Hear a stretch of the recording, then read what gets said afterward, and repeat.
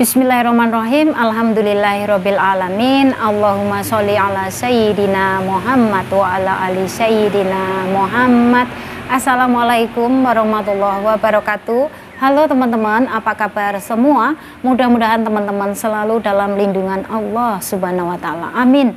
Alhamdulillah, di video kali ini saya akan membacakan komen dari teman kita. Oke.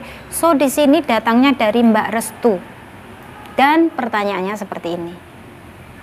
Saya mau tanya, gimana jika waktu interview majikan bilang punya anak 2 sama ibu dan jumlah 5 orang, rumah 2 lantai, pas di sana rumah 4 lantai, orang 10, tiap WC 7, harus tiap hari rumah dibersihkan, asisten cuma 1, ini kan bohong, gimana bisa komplain nggak, kemana? Oke, jadi di sini nggak sesuai ya, saat interview ngomongnya cuman 2 orang dan di rumah hanya 5 orang, ternyata setelah datang nggak sesuai. Ini berarti kan bohong teman-teman. Jadi di sini buat mbaknya yang punya masalah seperti ini, yang pertama kali mbaknya harus telepon ke agent dulu mbak, ya harus ngomong baik-baik dengan agent. Halo ma'am, di sini saya mau ngomong, mau cerita. Waktu saya interview di Indonesia begini. Setelah datang di Singapura ternyata nggak sama. Ya, nanti gimana respon dari agent? Oke, so misalkan agentnya itu responnya biasa-biasa saja, nggak ada solusinya. Oke, misalkan ya, mbaknya bisa ngadu ke MOM, telepon mbak itu nomor MOM. Ya, gimana sih mbak cara mendapatkan nomor MOM? Kalian cari di Google, kalian ketik nomor MOM ataupun nomor telepon MOM Singapura. Pasti di situ akan muncul. Oke? Ya. Jadi di sini buat teman-teman yang masih pemula, masih masih fresh, masih awal ya. Kalian datang ke Singapura sudah pasti kalian akan diinterview ya oleh majikan kalian. Misalkan ya, majikan kalian tuh ngomong, saya kasih contoh. Oh, di rumah nanti ada 4 orang.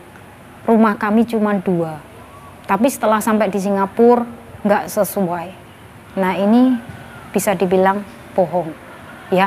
Hal seperti ini nggak bisa didiamkan mbak ya, ibaratnya kita itu dibodohin. Kalau bisa kita harus ngadu, kita harus komplain ya. Hal seperti ini nggak bisa kalian diamkan ya. Kalau misalkan mbaknya nggak ada keputusan dari agent ataupun mungkin MOM nggak ngasih respon juga, daripada mbaknya merasa terbebani, kalau menurut saya mbaknya pindah saja daripada mbaknya tertekan, daripada mbaknya di sini ibaratnya menjadi sebuah beban ya mbak ya, karena itu berat banget pekerjaan mbak itu kayak gitu ya. Di sini tuh teman-teman, kerja di Singapura tuh memang nggak ada stopnya ya. Buat yang masih pemula pasti akan terus disuruh untuk bekerja terus. Bahkan saat makan siang itu kayak dikejar-kejar maling ya, cepet kayak gitu. Kadang tuh ada majikan yang nungguin kita saat kita makan, jadi kita kan nggak bisa selesa, maksudnya di sini kita nggak bisa bebas kayak gitu ya. Jadi di sini buat kalian semua, misalkan kalian itu mendapatkan job tapi nggak sesuai saat interview kayak gini ya, kalian harus teleponnya ke agent dulu baru ke MOM kayak gitu ya mbak ya. Memang susah mbak di Singapura tuh, kadang ada majikan yang jujur, ada majikan yang tulus, tapi ada juga majikan yang berani bohong demi untuk mendapatkan pembantu dari Indonesia. Karena apa mbak? Kalau majikan ini cari pembantu yang dari Singapura sini susah. Karena apa? Yang di Singapura ini sudah pada pinter. Yang di Indonesia kan nggak tahu. Sudah pasti, oh iya mem, yes mem, yes mem, yes mem, masih manut ya, masih ngikut kata majikan. Tapi kalau di Singapura sini nggak bisa. Semuanya sudah tahu, semuanya sudah pada bisa dibilang lihai lah ya, kayak gitu. Karena beda mbak, apalagi yang sudah di Singapura nih gajinya sudah gede-gede mbak ya. Kalau ngambil dari Indonesia itu beda kayak gitu.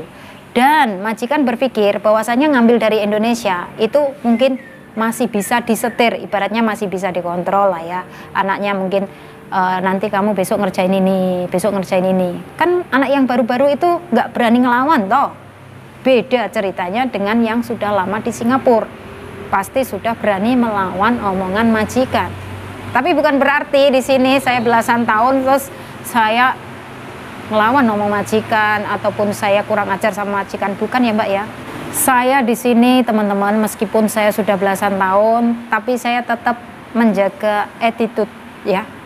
Saya tetap berusaha, ibaratnya sabar juga ya, karena saya di sini ibaratnya bisa dibilang masih butuh. Orang kalau masih butuh, saya sadar diri lah teman-teman ya. Saya nggak muluk-muluk, saya tetap ibaratnya sabar dan ikhlas. Kalau nggak ikhlas mah percuma loh teman-teman ya. Ibaratnya gerundel di sini ya percuma kayak gitu. Ibaratnya ya udahlah dijalanin aja. Memang sudah ditakdirkan seperti ini. Saya ditakdirkan mendapatkan majikan yang seperti ini. Mungkin saya harus menjalaninya kayak gitu. Semuanya harus sabar teman-teman. Insya Allah kalau kita sabar, semuanya akan berbuah manis. Nggak ada yang sia-sia. Oke, dan kalian di sini harus tahu bahwasanya roda kehidupan itu berputar. Ya, mungkin buat teman-teman yang saat ini sedang susah-susah dahulu, ya, mungkin kalian saat ini mendapatkan pekerjaan yang begitu berat, ya. Siapa tahu, insya Allah nanti setelah kalian pindah majikan itu akan mendapatkan pekerjaan yang ringan. Pasti teman-teman ya, bahwasanya roda kehidupan itu berputar dan kalian harus sadar. Misalkan kalian di majikan yang pertama, kalian benar-benar merasa tertekan, merasa terbebani dengan pekerjaan itu, alangkah baiknya kalian ngomonglah sama majikan. Nggak usah diempet, nggak usah ditahan-tahan. Daripada itu menjadikan kalian beban. Buat apa?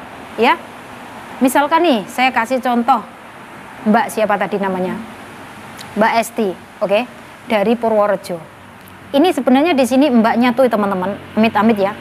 Itu sampai kukunya di sini tuh sampai ya Allah, nggak tega. Sampai delep-delep. Delep-delep itu bahasa Indonesianya sampai masuk ke dalam pokoknya ya.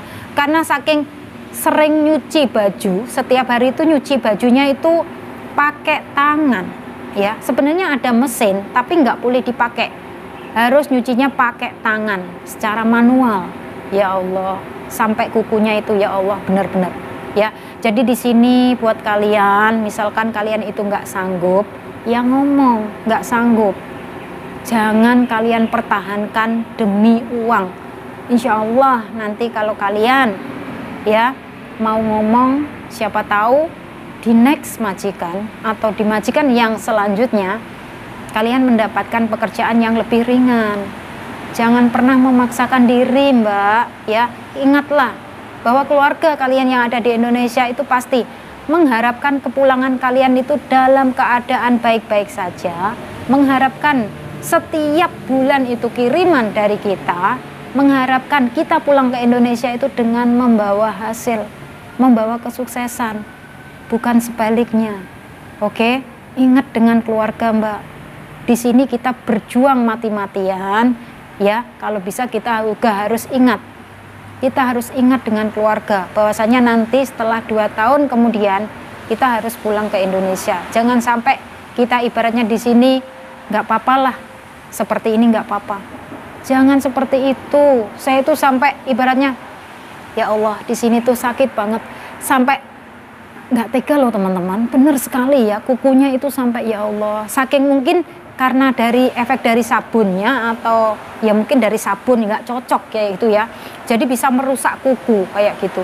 Terus ditambah lagi dengan pekerjaannya yang banyak banget ya Allah, bener-bener ya. Di sini saya mendoakan ya buat teman-teman semuanya ya, dan juga buat Mbak Esti dari Purworejo, semoga saja mbaknya diberikan kesehatan ya, karena ini benar-benar yang saya temui, mbaknya itu benar-benar baik banget sebenarnya, tapi mau saya masukkan ke YouTube tuh mbaknya malu, nggak mau kayak gitu. Jadi di sini ya nggak apa-apa lah, saya sedikit sharing ya tadi waktu ketemu di City Plaza teman-teman. Oke, so di sini buat kalian semuanya, misalkan kalian itu benar-benar nantinya kalian nggak sanggup dengan pekerjaan itu, lebih baik kalian ngomong dengan majikan. Jangan diempet ya, jangan ditahan-tahan, itu akan menimbulkan sebuah masalah.